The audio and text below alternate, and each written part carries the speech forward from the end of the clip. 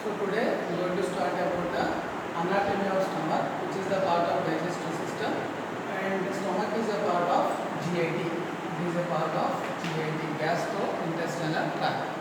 So in the previous class, already we started about the digestive system, discussed about digestive system. As a part of digestive system, we discussed about the functions of digestive system and same and basic layers of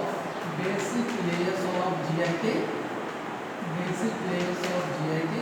and again discussed about some components of bowel cavity, and today we study about the anatomy of stomach. Stomach is a part of GIT, and otherwise GIT is also called as alimentary canal. Okay. And what are the functions of stomach in the body? The important functions of stomach in the body: it is meant for digestion. As a part of digestion, it is useful for mixing the food particles,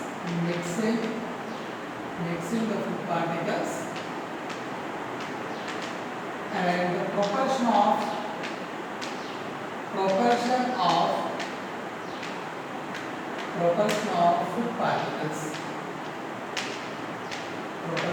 food particles. And stomach is meant for temporary storage of food particles. Okay. And it is also meant for absorption.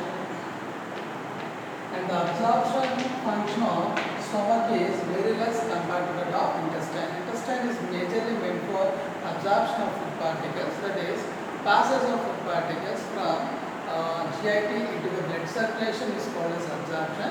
Absorption function of stomach is less compared to that of intestine. And important functions are in the form of digestion, which is breakdown of food particles, large food particles into small food particles. As a part of digestion, stomach is meant for mixing the food particles, propulsion of food particles, and temporary storage of food particles, and absorption of food particles. And what is the location of stomach in the body? The location of stomach, it is present in the abdomen region. And the position is confined to left hypo. Position is confined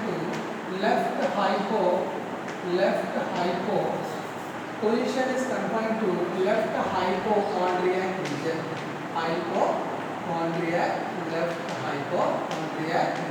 Okay. And what are the parts of stomach? So when we look into the parts of stomach is made up of the components. Stomach is made up of the components. The components are classified into first portion, that is also called as cardiac. Second portion, that is also known as fundus. And the third portion, that is also known as body. And the next portion, that is also known as pylorus. Okay. And coming to the curvatures, classified into lesser curvature and also the greater curvature. Lesser curvature and greater curvature. So this portion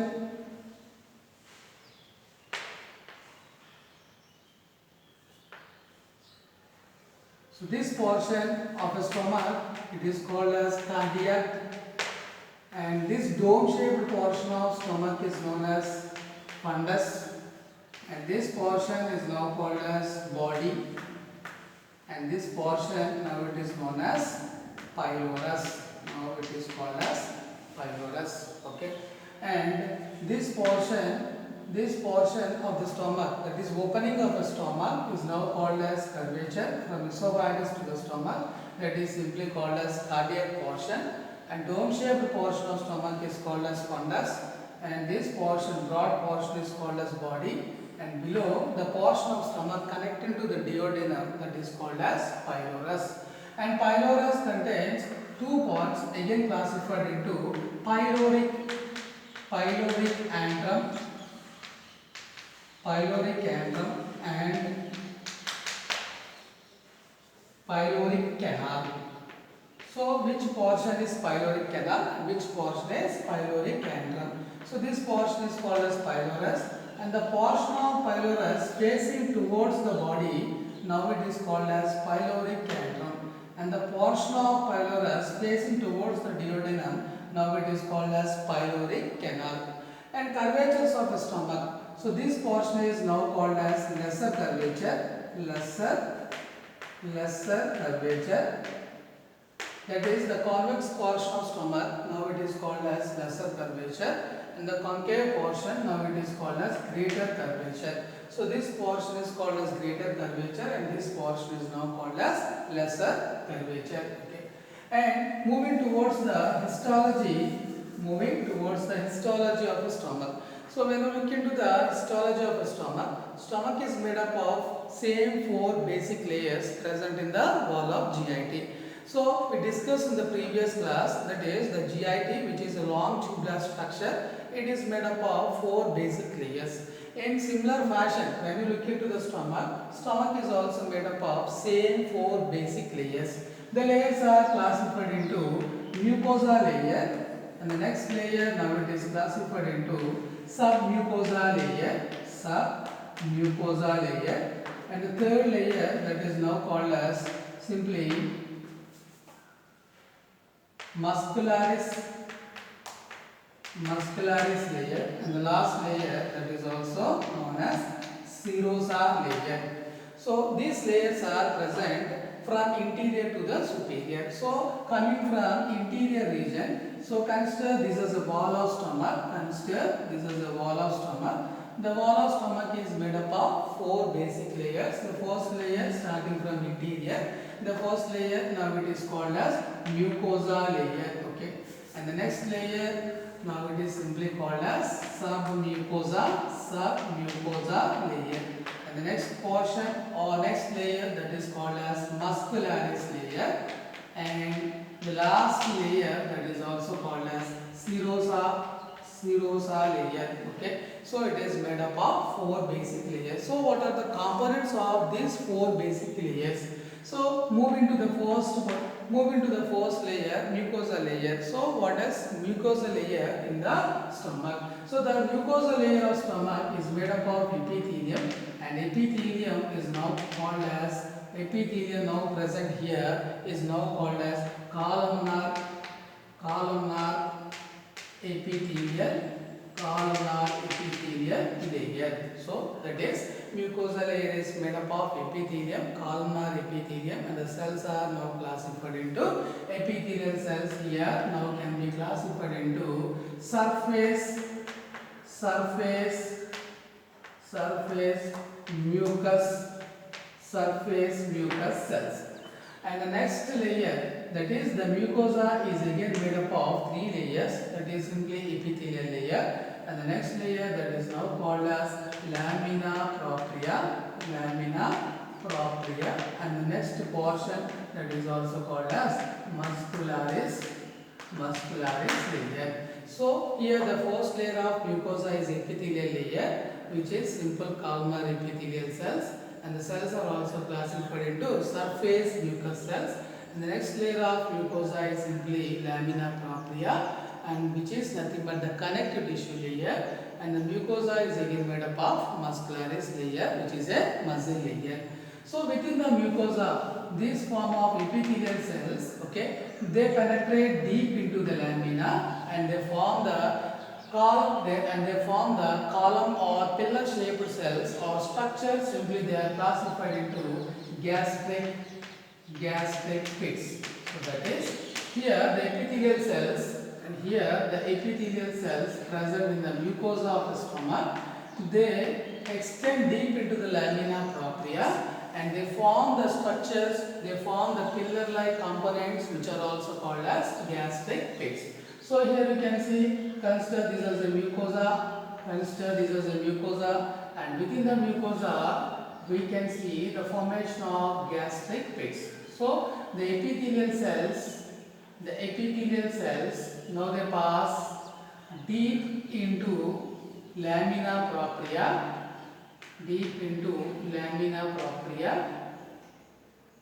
and they form the pillar-like structure. Simply they are also called as gastric pits. So what is the function of gastric pits? The function of gastric pits is to store the secretions, gastric secretions. So that is epithelial cells in the mucosa, they form the pillar-like structures, and these are nothing but the pillar-like structures, and these are nothing but the gastric pits, and which they store the gastric contents. Okay. And next, within the gastric glands, these pillars are also called as they are also called as gastric glands. Okay. And the gastric glands are now made up of three types of cells classified into chief cells and parietal cells, and also classified into mucous neck cells, and also classified into surface, and also classified into surface mucous cells. So that is the gastric glands, which are also called as gastric pits. Okay, and here they are again made up of four types of cells classified into chief cells, classified into parietal cells, classified into mucous neck cells, and classified into surface mucous cells. Along with the surface mucous cells, there are four types of cells present in the gastric glands. And what are the functions of this type of cells present in the gastric gland? Surface mucous cells and mucous neck cells present in the gastric glands, they are responsible for formation of mucus secretion, which is a viscous secretion.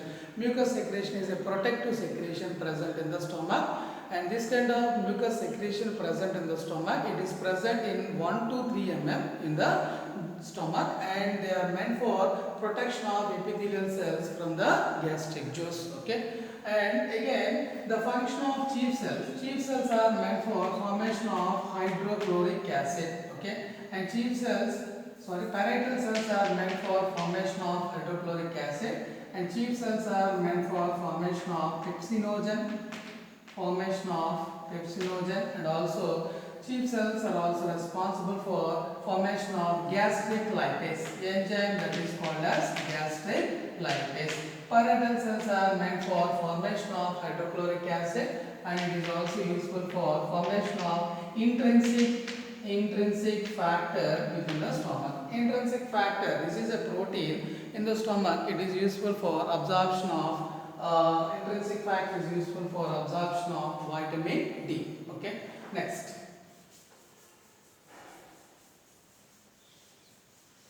So the next layer of the stomach, that is simply called as submucosa. Submucosa is simply connective tissue layer,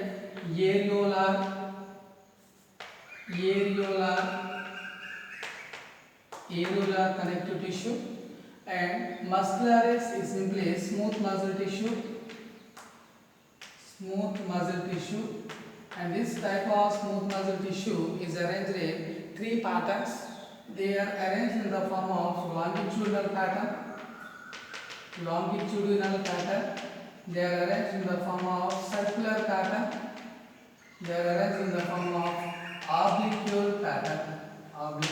pattern.